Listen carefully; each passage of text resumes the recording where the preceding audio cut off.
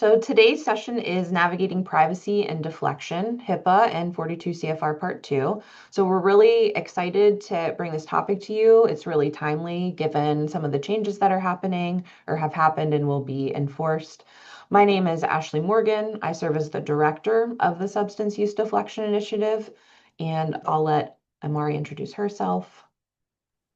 Hey everyone, I'm Amari McGowan. I am the program coordinator for the Substance Use Deflection Initiative. I am also your technical assistance for the day, so if you have any issues, please feel free to reach me via email or directly in the chat. Thank you, Amari.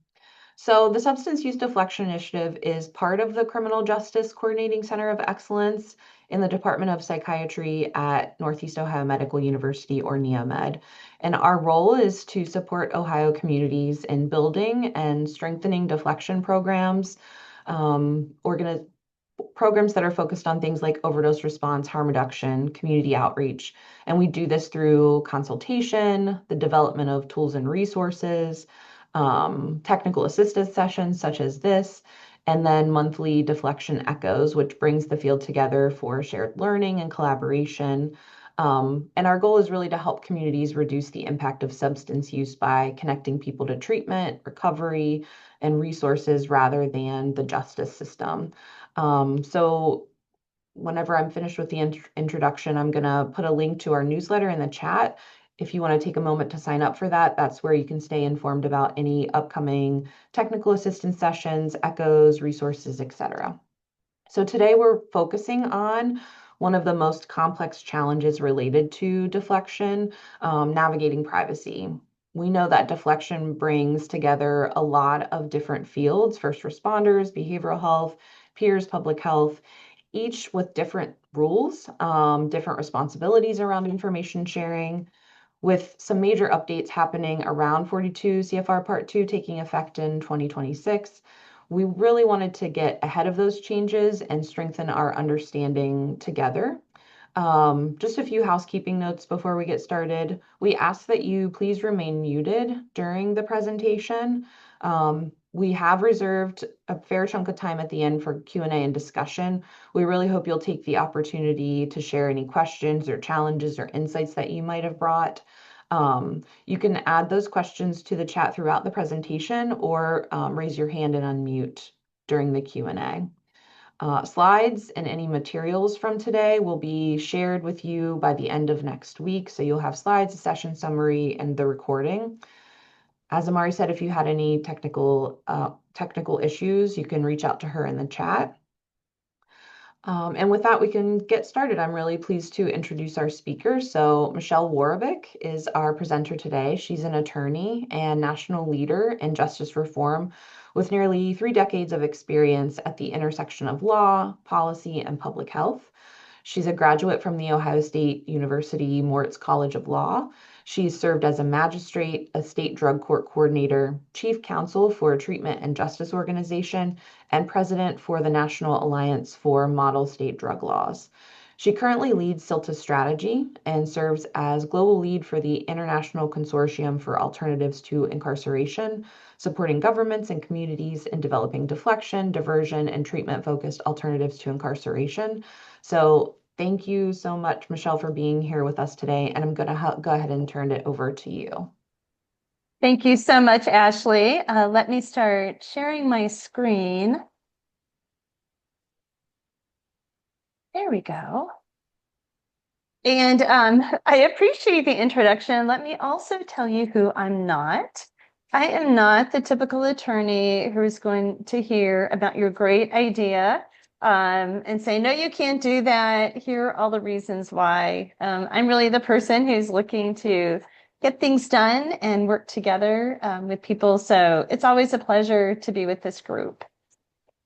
All right, and so a quick roadmap. You'll find this really familiar because this is the information that you had as part of the advertisement. But just as a reminder of the journey we're going to have today, it's pretty short, but I want to give you a very practical introduction. And for those of you that have already, studied up on these privacy laws, a refresher on HIPAA in Part 2, kind of looking at it through the deflection lens. So you have some complex laws, but you also have the innovations with deflection that have these multidisciplinary teams that really are not fully embraced or represented in the laws. So we want to make sure that that's our focus today. Of course, making sure that you're prepared for when these rules become enforceable in February of 2026, which is really right around the corner. And then, as Ashley mentioned, give some time to talk. Everyone here is an expert, so I'm glad to give some insight into these laws, but I'd really love to hear some discussion so that that can inform the publication, TA sessions, and all just help us learn and grow. And you'll see there's a little disclaimer. So even though I'm a lawyer and I'm a nice one that doesn't say no, this isn't legal advice. It's just here to kind of get us all in the same space and to help you start thinking about the implications of the privacy laws. Perhaps this would be an even more interesting introduction. I'm almost like your chief integration officer. So that's where you take operations and functions that need to incorporate a lot of different facets and make them work well together. And so today we're really going to focus, you see right in the middle, the people that we serve and the people on our team. And we want to make sure that we have good, strong access to the information to make sure that our services are effective. But of course, we need to be mindful of the laws. And so that's kind of the goal of where our journey is going to take us today. And so jumping into the laws, there are two that we are going to focus on, although there certainly are others at the state and federal level. HIPAA is one that you probably feel like you understand.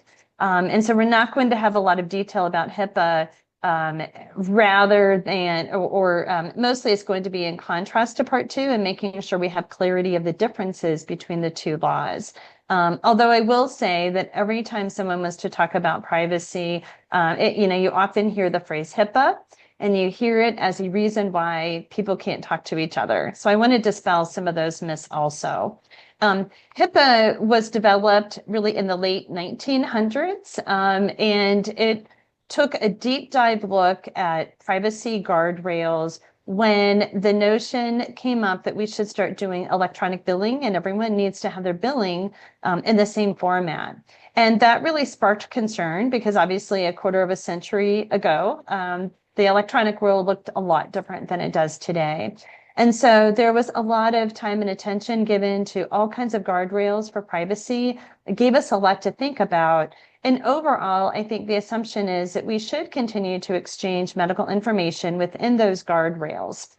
And so you'll see that HIPAA tends to be detailed and fairly permissive, although it certainly carves out opportunities for limitation.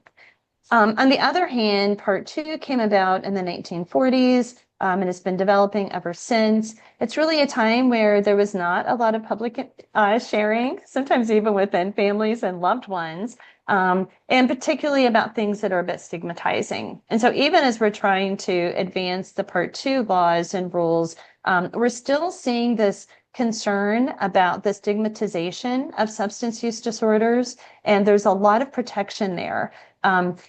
The new rules are adding some details and starting to reconcile a bit with HIPAA. But again, you're going to see that the whole structural framework of part 2 is very restrictive. And so as we go through and we look at kind of the relevant things to learn, it's helpful to understand if you're covered under the laws. And if you've ever gone to HIPAA trainings, they usually start off with, is this protected information? Because those trainings are oftentimes done in workplace settings where the assumption is HIPAA covers what you're doing. We have multidisciplinary teams, so some of our members are not covered under either of these laws initially. Some may be covered by one or the other. So for us, really the primary kind of foundational question that we want to understand for everyone on our team is what is the relationship to these laws? So HIPAA, again, fairly straightforward and doesn't seem to be a whole lot of confusion about coverage. Health plans, clearinghouses, and clearly healthcare providers, again, with that caveat that there's electronic transmission of billing. Part 2 programs have a 2-part definition. One is it's a program, and then the other is federal assistance. I don't include federal assistance. I didn't include it here today in this presentation So I'm just going to share with you, it's really broad. It certainly includes if you receive federal money, but it could also be that you receive money that's donated by people that have, that they are receiving a tax deduction. You may be nonprofit. You could receive state money, but the state has federal funds that it is redistributing, and some of that could be included for you. So you can look at the details in the law, but generally that federal assistance is an easy requirement to meet. Program is one that I think could be misunderstood. And so I want to look at the two prongs of that definition. It's an individual or an entity. Okay, so if you have an individual on your team, they may be a Part 2 program, even though it doesn't rise to a full organizational level. Right now, we're excluding general medical facilities, general ERs, things like that. But it would be the individual or entity that holds themselves out as providing, and they do provide SUD diagnosis, treatment, or referral for treatment. And it's that referral for treatment that's such a function of deflection teams that I think the question isn't really, am I covered, but when does coverage start and what does that impact look like? Because certainly deflection teams and the members and the individual partners in the team are offering this referral for treatment.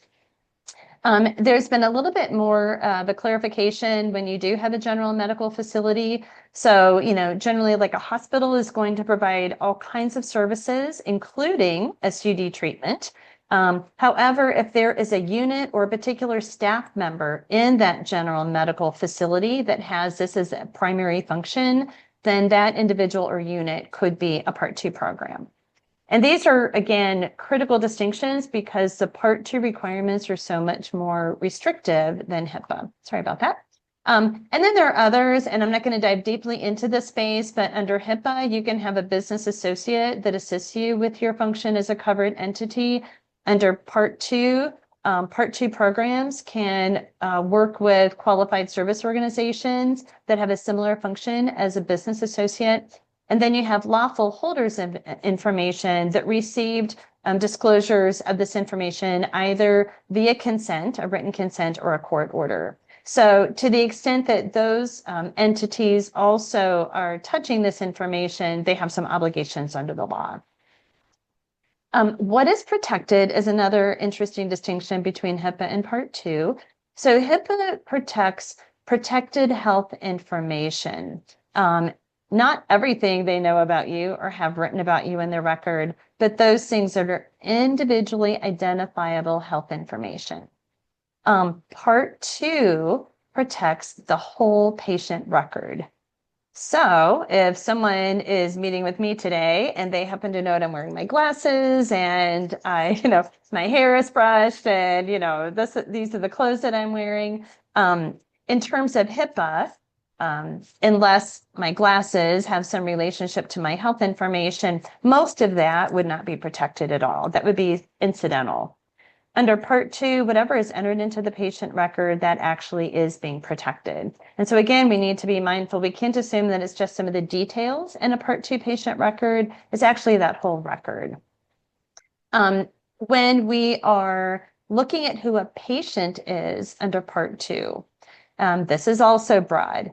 It means an individual who has applied for or been given diagnosis, treatment, or referral. And so it could be that you've never seen that individual.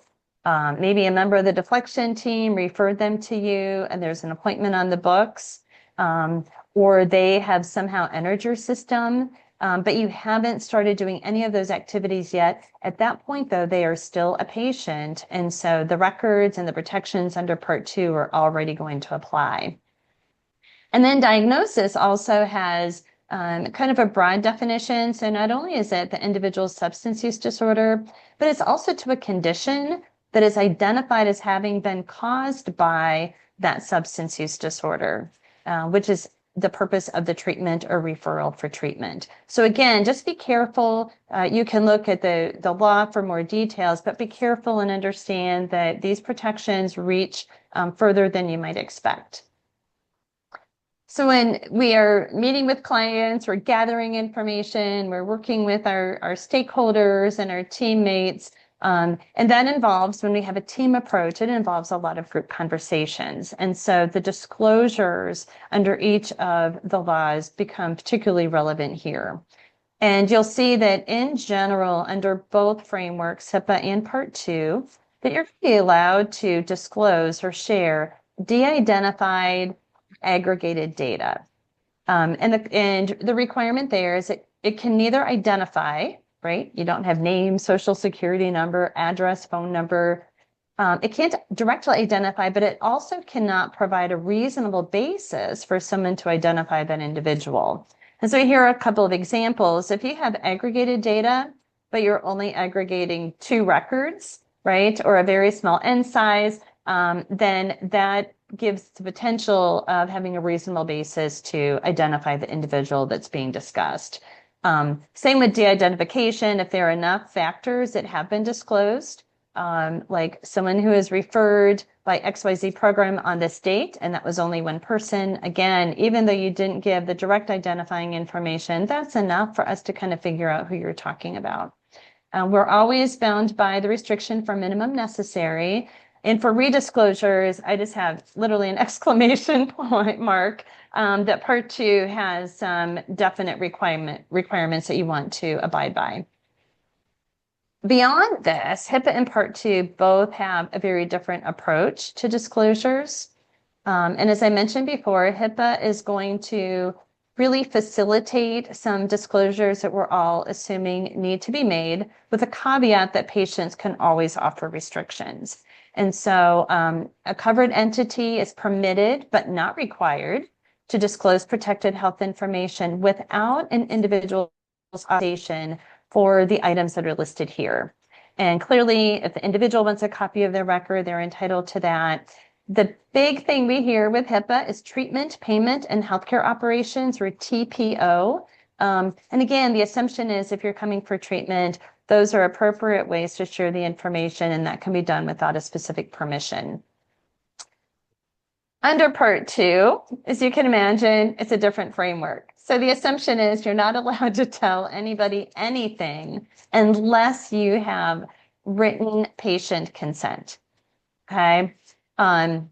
Looking at disclosure, and again, because Part 2 is very broad, communicating any information that identifies a patient as being or having been diagnosed with the SUD, that they are being or they are referred for treatment and diagnosis. You cannot even refer to something that's publicly available. So if you were talking to a colleague and you don't have that written consent yet, but you really feel like they need to know, you might be able to say, hey, if you look at the news yesterday, you might have noticed a particular automobile accident at this intersection, and kind of use that to direct the person to information that might have been disclosed in that article, or say you might want to go check with this other person, because if you have obligations under Part 2 to protect this information, if you even make a reference to somewhere where you know the information could be discovered, that is actually a violation, even though you did not share any part of that patient record. Another point that you'll want to be aware of is that if that person is in your healthcare facility, and it's a healthcare facility or a component of that healthcare facility that is known for providing SUD treatment, you are not allowed to even acknowledge that the patient is there or that the person is a patient unless you have that individual's written consent or it's ordered by a court for limited purposes.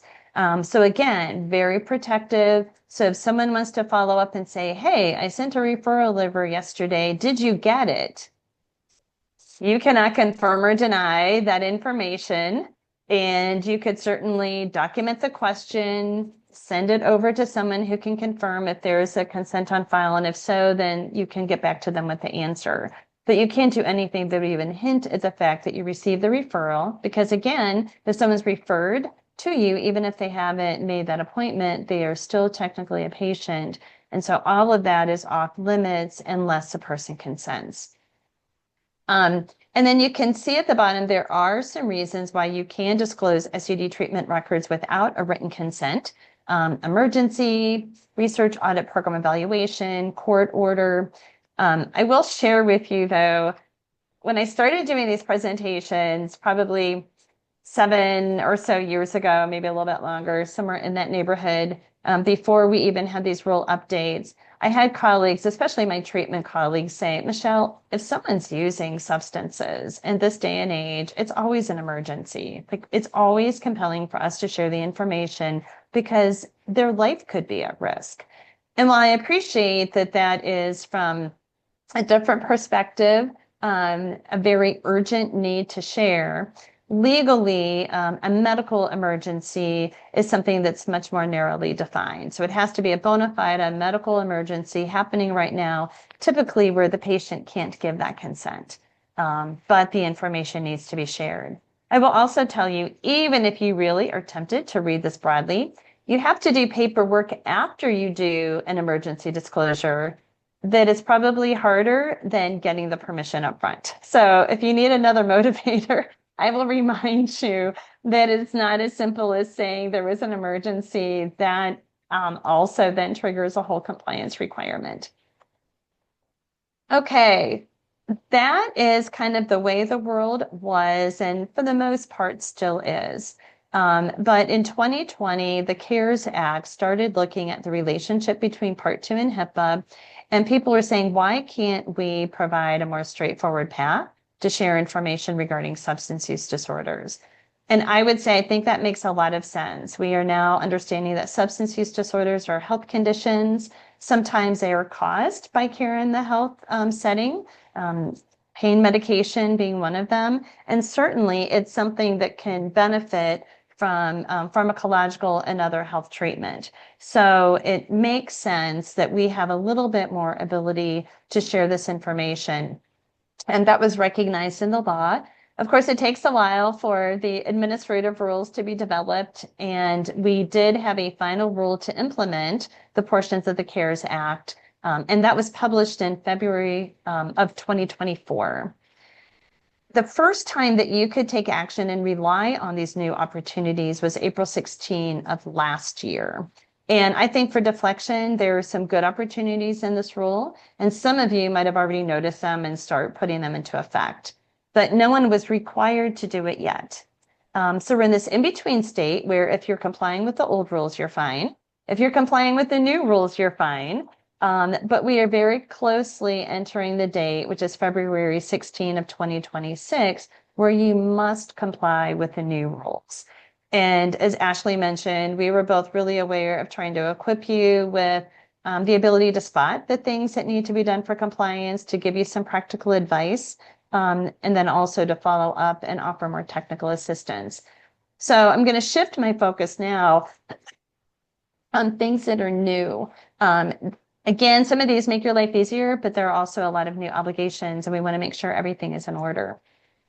So HHS, the Department of Health and Human Services at the federal level, offered some highlights, and I thought it's good to see their insight of what they are highlighting, that they are offering opportunities for a single patient consent for a series of future uses in that HIPAA space of treatment, payment, and operations.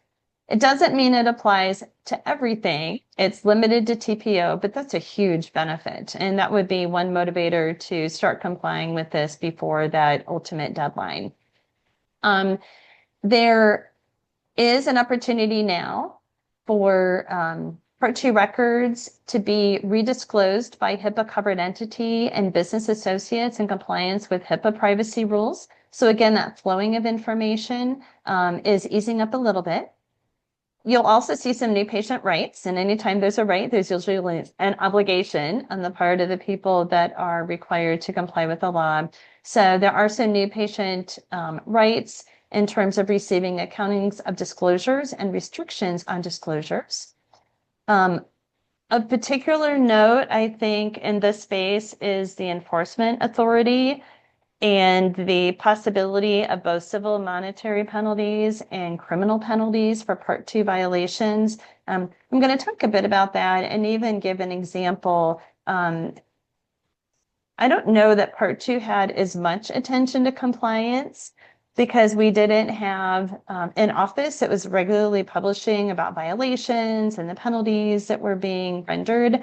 But now that is all changing. So we need to give this the same attention that the HIPAA space has been given to this. And then there's also new breach notification requirements. So jumping into some of the practical things that you want to be mindful of, this consent that I mentioned.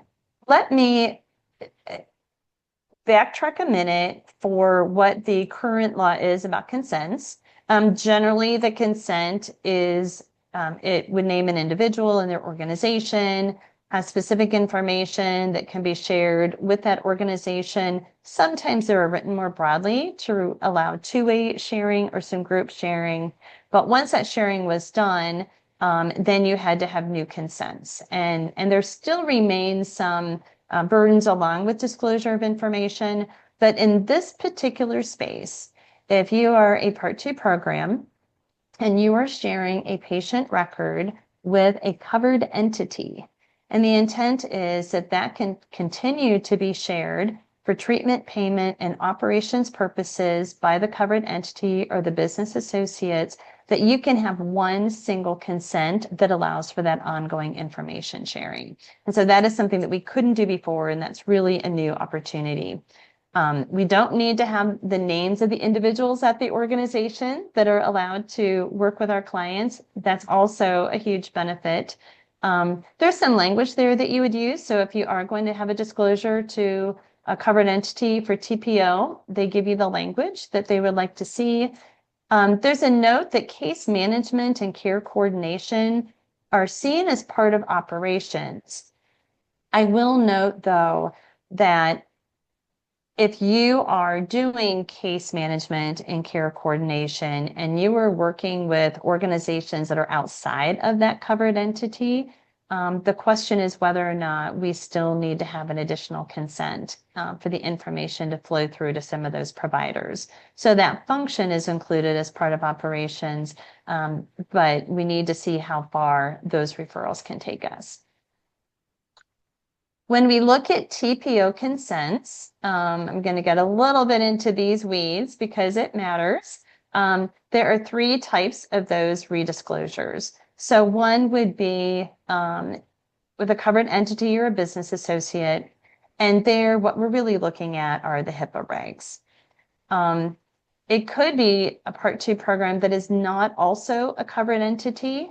At that point, if they received what you would do is they would look at the language in the consent itself to see if they're allowed to make redisclosures and what that could be. And then there's also a term called lawful holder. Basically, those are individuals or entities that are not a covered entity or business associate. They receive the information because a consent allowed them to receive it or a court order. And what they would need to do is they are bound by the actual language in the consent. We don't have any particular carve out for disclosures to another Part 2 program or a qualified service organization. And so if you are making a disclosure to a qualified service organization, kind of like that business associate for the Part 2 program, that is not going to allow kind of this treatment, payment, and operations flow through that I had mentioned earlier. And I think I just want to, at this point, acknowledge that this is a space I think we'll need to dive into more deeply, both in the publication that we're doing and some ongoing technical assistance. So again, there's a space of Part 2 programs being able to have one consent that allows for ongoing redisclosures for treatment, payment, and operations, but the entity receiving that information is going to be treating it differently depending on their relationship to HIPAA. All right, and so if you want some details, they're here, but I think that general assumption is it flows through really well when you're looking at an organization that's covered by HIPAA. The further we move from that, the less helpful that is to allow for this ongoing flow through of redisclosure. All right, even more about disclosures and redisclosures. Every time you make a disclosure, and again, we're looking at Part 2, Those disclosures would either need to have a copy of the consent that allows the disclosure or a clear explanation of the scope of the consent. And so Part 2 programs, disclosing a patient record, you have to have a written consent. And when you make the disclosure, you include a copy of that consent or the detailed description of what it contains. Under the old rules, there was a lot of segregation of Part 2 patient records. At this point, especially when we are sharing with covered entities, and so we have that TPO flow through HIPAA, there's generally not a requirement to segregate the records, and an exception to that, though, would be counseling notes. And I have a little bit more about that, but that requires a special additional separate consent. So that information would need to be segregated, much like you have with mental health counseling notes right now. And then there are restrictions and rights to revocation that are given to the patient. So you can see that there. I don't need to cover that in a lot of detail, but it's just something to be mindful of. Even once you have a consent, or even if there's a consent for TPO, it could be subject to some restrictions and obviously could be revoked at any point. I want to share the topic of intermediaries. I think it's another opportunity under the new rule that we didn't have under the old rule. An intermediary is kind of like the health information exchange, a HIPAA HIE, that is able to pull together information about a patient from multiple sources and redisclose that to providers that have a treatment relationship with the patient. Really, that was not an option under Part 2 in the past. It's becoming an option, and you can see there with a written consent how you would devise a consent to be able to share that information with an intermediary. I will say, though, that there is an inherent limitation of how this would help in a deflection team, because the intermediary is only allowed to redisclose that information where there is a treating provider relationship. And while deflection certainly includes treatment, there are a lot of other services and people on the team that are not providing SUD treatment. So again, I think it's an opportunity, but we need to be mindful that it's not going to allow centralized access to all the information that maybe your team would want to share because of that restriction. There could also be, and I think almost everyone on the call, if you are a COSIP grantee, has access to another shared electronic record. And so by contract, that is a way that you can share fully with your team members. So it's not technically an intermediary, but it is offering the same kind of a service. All right, there is enhanced protection as we are opening up some of the sharing of information for Part 2. At the same time, there are also some additional protections given patients. So courts cannot use information unless there's a specific court order. And if you were looking at, especially in the deflection space, let's say you have a consent that allows information to be shared with law enforcement because they're part of the team. That consent would not allow law enforcement to then go use this information to pursue prosecution for criminal, civil, administrative, or other functions. There would need to be a separate document that gives that express permission. So you can't just add that to the permission for all the things you're wrapping around with the team. If you also want someone to give consent for law enforcement or prosecutors to be able to use this information for court purposes, that's segregated out. So that allows protection of someone who's working with police, but that can only go so far. Also, there's special protection for the SUD counseling notes. And I mentioned that before. It's going to look a lot like the mental health protection. So again, those notes would be segregated and there would need to be a separate consent form to be able to release those. And then there's also a separate non-discrimination rule that extends to insurance providers or others that may be in receipt of this information, that they cannot use that as a basis of denying care or coverage. So I'm not including it here, but just giving you a heads up that that is also some of the additional protection that the CARES Act offered. All right, now we're going to get really practical on what, to the extent that you now are seeing some obligations under Part 2, here are some action items and documentation that you would need to do for compliance. And so one is making sure that there is a notice of privacy practices. It's outlined under the rules. So if you go there, it will show you the language that needs to be included. And that is required at the time of admission to a Part 2 program. And so you can decide, it could be that some of your teams are Part 2 programs. And so when someone starts working with your team, you need to have that notice of privacy practices right away. It could be that the team isn't, but you quickly make a referral where that becomes relevant. So again, when you're looking at processes, it's important to make sure that this is updated, reflects the newest rule, and it's given in a timely manner. Of course, I've talked a lot about basically to share, you're going to have that written patient consent. They are also allowed to offer restrictions and they can do a revocation. So those are documentation requirements. I mentioned that you need to have a notice or a copy of the actual consent with all of the redisclosures that you're making that rely on that consent. If you're working with a qualified service organization, that requires a written agreement between the parties. Patients have access to their records, and it needs to be timely. If you look at some of the HIPAA violations that have been documented, the biggest thing organizations get in trouble for is not responding in a timely manner to access to patients' own records. Also, there needs to be an accounting of all the disclosures of this information that were made, and that goes back for 3 years. If a breach occurs, then breach notifications need to be made, and all organizations need to have formal policies and procedures that accomplish what we have listed here. A note on enforcement, I mentioned that this is now going to likely become much more visible after February of 2026. The HHS Office for Civil Rights already investigates and enforces HIPAA violations. So now they have been authorized to do the same for Part 2.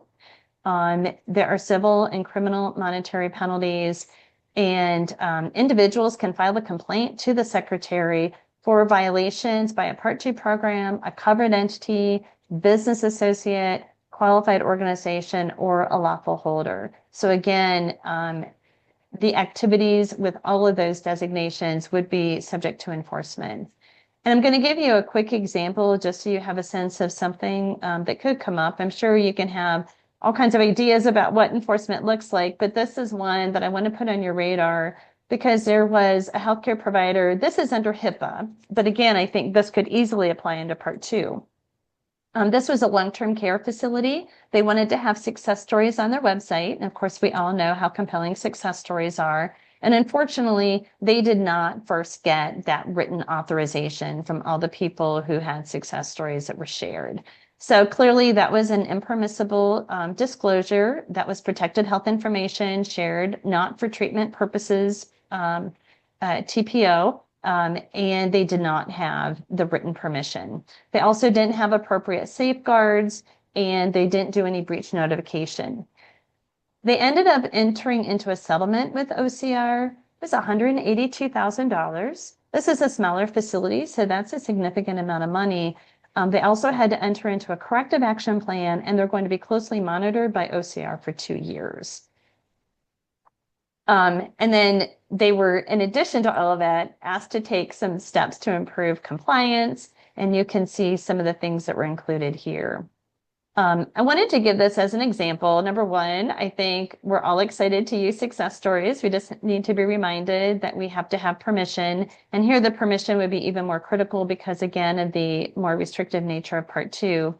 Also, the fact that OCR, I'm going to back up here, received almost $200,000 as a result of this investigation. So this is one of those instances where if people do file, the outcome of the investigation when there's a violation actually helps to fund the investigative entity. And so, to the extent that there are more investigations and more money recovered, that could even expand investigations. And so we haven't seen this in part 2. You do see if you can subscribe to a newsletter with OCR and they'll give you a notice of all of their investigations. Again, they're all HIPAA up to this point, but they'll start including part 2. So I just want to make everyone aware that what might have not been investigated in the past certainly could be subject to that moving forward. Okay, so best practices, documentation. The first grouping would be documentation that you would have between you and your client. The second group is internal documentation, doing some mapping and framework analysis, having the agreements that you have with your partners. And then also, so those are kind of those relationship documents, and at the bottom, internal, your policies and procedures and your accounting of disclosures. I'm going to give you, and when you receive the slides, you'll have this. If you are mapping the data flow, I think this is something that we can offer some assistance with. These are the kinds of things that you would want to start thinking about so that you can really identify when part 2 takes place and how you can incorporate this into your practices. I'm giving you references to some government resources, so HIPAA. So here are a few key ones if you have HIPAA questions. You also have some government resources under part 2, the new rule, centers of excellence. So of course, our friends, Ashley and Amari and our friends at NeoMed for the Criminal Justice Coordinating Center of Excellence. And then also, I'm starting to list the Center of Excellence for Protected Health Information that's funded by SAMHSA. Traditionally, they've been a little lighter on part 2 information. I'm starting to explore some of their new releases. They're becoming much more active, I think, in anticipation of enforcement. The one caveat is there's still a lot of description of these rules as they apply to simple one-directional transactions, not so much ongoing group participation. So that's something that I'm going to pay attention to, and you should too when you're looking at these outside resources. A couple of articles and a framework to see if privacy regulations apply. And then finally, as promised, I wanted to make sure that I open up some time for all of us to talk and share experiences. So with that, I don't know, Ashley, we probably don't need to keep this slide up. This is, again, what was advertised as part of the session. So we can stop sharing and turn this over to the group.